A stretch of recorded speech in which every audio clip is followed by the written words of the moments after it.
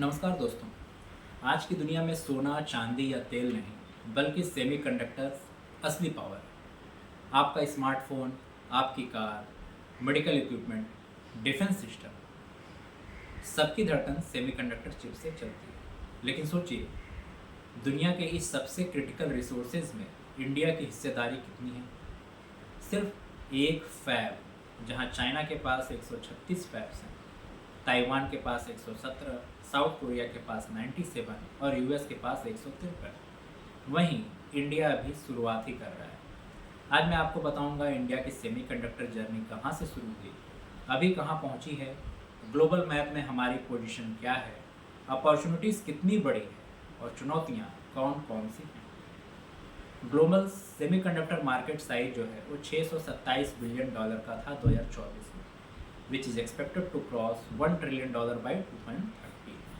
तो fabrication units जो हैं, हब्स, यूएस में 153, China 136, Taiwan 117, Japan 104, south Korea 97। Back and assembly and packaging में मलेशिया 38, सिंगापुर 26 और वियतनाम तेज़ी से बढ़ रहा है। इंडिया अभी भी सिर्फ एक फैसिलिटी के साथ चल रहा है। एशिया डोमिनेंस साफ है, 60% से ज़्यादा ग्लोबल कैपेसिटी चाइना, ताइवान और कोरिया के पास है। यही रीजन है कि ताइवान स्ट्रेट में कोई भी जियोपॉलिटिकल टेंशन पूरी ग्लोबल इकोनॉमी को हिला देती है। दिसंबर 2021 में गवर्नमेंट ने 76,000 करोड़ का सेमीकंडक्टर मिशन अनाउंस किया था। टारगेट था इंडिया को टॉप 5 सेमीकंडक्टर हब्स में लाना और 2030 तक $100 बिलियन डोमेस्टिक इंडस्ट्री क्रिएट करना। 2022 से 2024 के टाइमलाइन में मल्टीपल प्रोजेक्ट्स भी अनाउंस हुए, जैसे Vedanta Foxconn joint venture Gujarat के ढोलेरा में, माइक्रोन ATMP प्लांट गुजरात के सानंद में, ISMC टोरे प्रोजेक्ट, साथ में टाटा ग्रुप इनिशिएटिव्स। इनका फोकस एरिया था फैब्रिकेशन यानी front end, assembly and testing back end और compound semiconductors GAN SIC। India का गोल है वैल्यू चेन में फुट होल्ड बनाना, सिर्फ इंपोर्ट डिपेंडेंसी पर नहीं टिके रहे। But why semiconductors are strategic chips? It is oil of the digital economy. Defence कह लो, AI कह लो, IoT, EV, रिन्यूएबल एनर्जी, हर सेक्टर सेमीकंडक्टर ड्रिवन है। करंट इंपोर्ट डिपेंडेंस की अगर बात करें तो $20 billion annually India electronic industry को लगता है।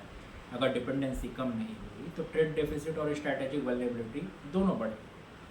यहाँ पे अपॉर्चुनिटी हमारे लिए है domestic demand. India semiconductor market 2024 में $52 बिलियन का था, which is expected to grow to $103 billion by 30। Smartphone, EV, renewable energy demand ये मेजर ड्राइवर्स हैं। दूसरा, China plus one strategy, US EU supply chain diversify करना है। इंडिया एक natural alternate hub बन सकता है।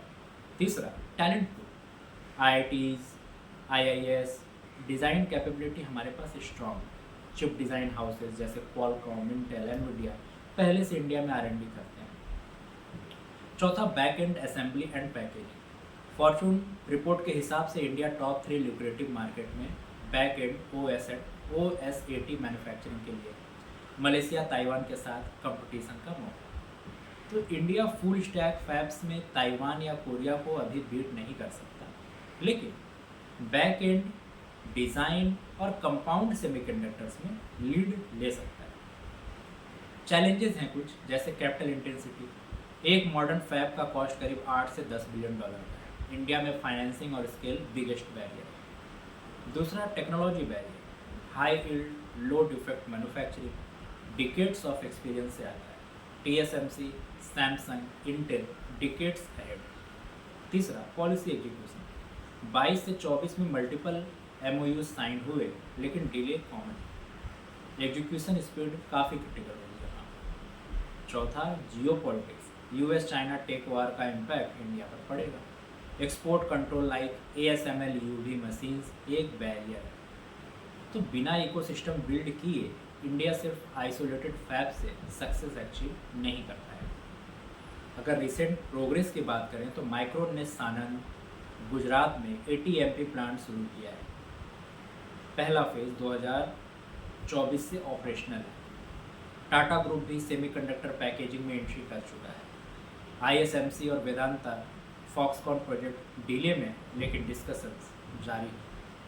India's rank global semiconductor manufacturing attractiveness index में इम्प्रूव हुआ है, फ्रंट एंड और बैक एंड दोनों में टॉप इमर्जिंग प्लेयर के तौर पर। आगे के रास्ते की बात करें तो शॉर्ट टर्म जैसे 25 से 27 में फोकस बैक एंड मैन्युफैक्चरिंग और चिप डिज़ाइन पर रहेगा।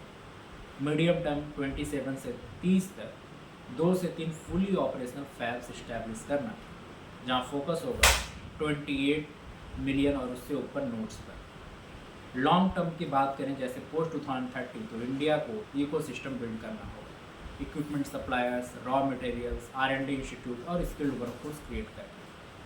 तो यहाँ पर पॉलिसी सपोर्ट नीडेड है, capital subsidy, faster clearances, talent developer जैसे IIT and global tiger, strategic partnership, US, Japan, Taiwan, EU। तो दोस्तों, इंडिया की सेमीकंडक्टर जर्नी अभी सिर्फ फैब स्टार्ट है, लेकिन माइल्स टू गो।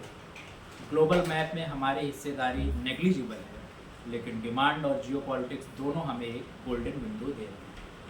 अगर इंडिया एग्जीक्यूशन, पॉलिसी और पार्टनरशिप पर फोकस रखे तो आने वाले 7 से 10 साल में हम सिर्फ कंज्यूमर मार्केट नहीं, बल्कि ग्लोबल सेमीकंडक्टर सप्लाई चेन की एक भरोसेमंद पार्टनर भी बन सकते। याद रखिए, चिप सिर्फ सिलिकॉन नहीं है, ये 21वीं सदी की स्ट्रैटेजिक सॉवरेनिटी भी है।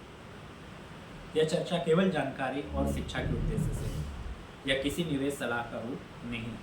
निवेश से पहले हमेशा अपने फाइनेंशियल एडवाइजर से सलाह लें। Thank you.